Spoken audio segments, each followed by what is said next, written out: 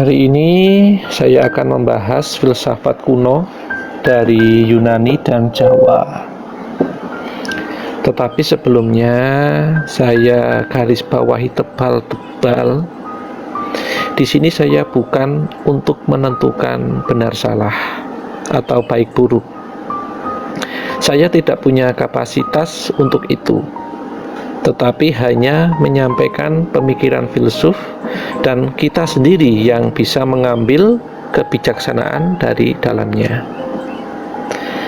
Ada dua aliran filsafat di Yunani kuno yang sama-sama hebatnya, tetapi bertentangan, yaitu Epikurianisme dan Stoikisme, atau lebih dikenal Epikuros dan Stoa. Epikuros memandang bahwa keinginan itu harus dipenuhi. Hiduplah untuk mencari kesenangan, karena tidak ada orang yang mencari susah. Beliau dikenal bapak hedonisme. Beliau mengkritisi Socrates, Plato.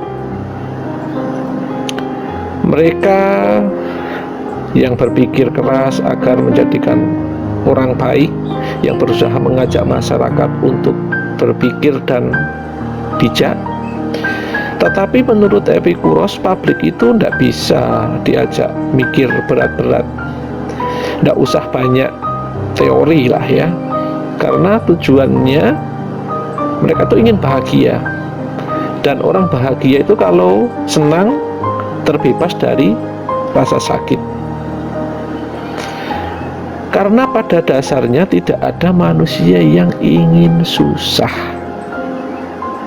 Sedangkan aliran Stoikisme, tokohnya ada Zeno, Seneca, dan lain-lain ya, itu lebih fokus pada perbaikan diri. Sekali lagi, pada perbaikan diri. Ia melatih pengendalian diri dari godaan nafsu dan penderitaan, mengubah penderitaan menjadi rasa syukur. Makanya dalam bahasa Inggris saat ini, stoik itu artinya sangat tabah, orang yang kuat dari tekanan dan penderitaan. Kemudian di Jawa ada cerita kakak beradik Gagang Gaking dan Bubuk Sah.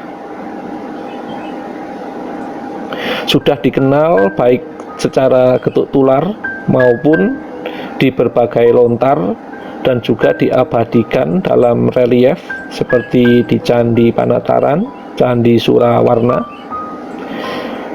Gagang Gaking menjalani lelaku tarak, sedangkan Bubuk Sah menjalani lelaku taruk. Tarak ini laku untuk menghindari nafsu. Nafsu itu berbahaya kalau tidak dikurung. Jadi menjalani lelakunya itu cenderung berpuasa, cenderung bertapa. Sedangkan tarak artinya meletakkan segala pantangan, identiknya menikmati dunia. Kalau tarak menghindari makanan tertentu, cenderung berpuasa, apalagi segama. Ya, segama itu sesuatu yang hina sehingga perlu dihindari. Tetapi kalau laku taruk, boleh makan apa saja dan juga boleh bersegama, bahkan bersegama untuk menemukan kesejatian. Betapa besar karunia Tuhan memberikan kenikmatan itu. Bagaimana kita mau berbicara keindahan, kasih sayang, dan cinta kalau kita sendiri tidak pernah mengenal semua itu, belum pernah mengalaminya. Kalau lapar ya makan, kalau ngantuk ya tidur. Makanya Bubuk Sah ini badannya gemuk. Bubuk Sah menjadi manusia yang apa adanya. Manusia diberi nafsu, ya menikmati nafsu tersebut untuk menemukan apa tujuan Tuhan memberikan semua itu. Tidak usah ada kepura-puraan dan kemunafikan. Bubuksah bergaul dengan siapa saja, ya orang-orang di pasar, ya tempat prostitusi, ya kumpul dengan pemabuk, penjudi, semua diajak berbaur.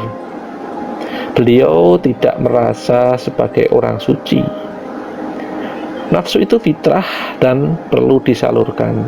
Sampai pada titik kita paham betapa sedikitnya yang kita inginkan, tetapi begitu melimpahnya kesenangan yang diberikan oleh Tuhan. Dan akhirnya bubuksah juga sadar begitu banyak kekeliruan memahami keinginan nafsu kita sendiri, melakukan sesuatu di luar kebutuhan nafsu fitrah manusia. Di depan kita ada tahu tempe, ya nikmatin tahu tempe tersebut dengan sepenuh jiwa. Nggak usah mikir makan sama ayam goreng di restoran mahal. Itu tidak menikmati dunia namanya. Anda punya masalah kolesterol, asam urat tinggi, ya makan yang bisa dinikmati dengan kondisi tubuh Anda. Nggak usah makan jeroan, daging-daging, karena kalau makan jeroan terus sakit, nggak jadi menikmati dunia dong. Kalau Anda butuhnya sepeda dan uangnya cukupnya untuk sepeda, nikmatin sepeda itu. Nggak usah kredit mobil, itu memutus kenikmatan dunia lah, wong cicilannya bikin pusing. Nah, yang paling repot itu kalau seperti bubuksah, itu punya segalanya, punya kekuasaan dan punya harta. Semua yang dimiliki, dinikmati, yang biasa dengan kanan kiri, tapi juga ngerti porsi. Ya topo ngerame itu lebih berat daripada topo broto. Setelah sekian lama nih ya, lanjut ceritanya. Setelah sekian lama bubuksah dan Kakang Gaging tidak bertemu, akhirnya mereka bertemu. Tetapi saat bertemu itu datang seekor macan. Macan itu kemudian mendekati Kang Gaging. Dengan pandangan macan itu tahu bahasa tubuh maupun obrolan mereka berdua, dan siap-siap menerkam si Kakang Gaging. Kemudian terbesit di pikiran Kang Gaging dan berbicara ke macan tersebut. Aku sudah sekian tahun bertapa, aku mampu menahan nafsu dan segala godaan dunia yang membuat kerusakan dan menyusahkan manusia ini. Aku bertapa karena ingin mengajarkan kebijaksanaan kepada umat manusia, dan sekarang aku baru saja keluar dari pertapaan dan ingin mengajari masyarakat. Sementara adikku sekian lama hidupnya dihabiskan untuk senang-senang. Hasrat nafsunya dia lampiaskan semua. Macan, menurutmu, bukankah sebaiknya adikku yang kamu makan, yang lebih gemuk, sementara aku kurus, agar adikku bisa lepas dari segala penderitaan, dan tugasku masih banyak untuk menyebarkan kebaikan. Itu kurang lebih ya obrolan Kakang Gaging kepada si macan. Kemudian si bubuksah bangun dan dia bilang ke macan, "Iya, macan, aku saja yang dimakan. Kasihan kakakku. Lagian aku sudah kenyang dengan dunia ini. Aku banyak melakukan kesalahan dunia." Kemudian tiba-tiba harimau berubah.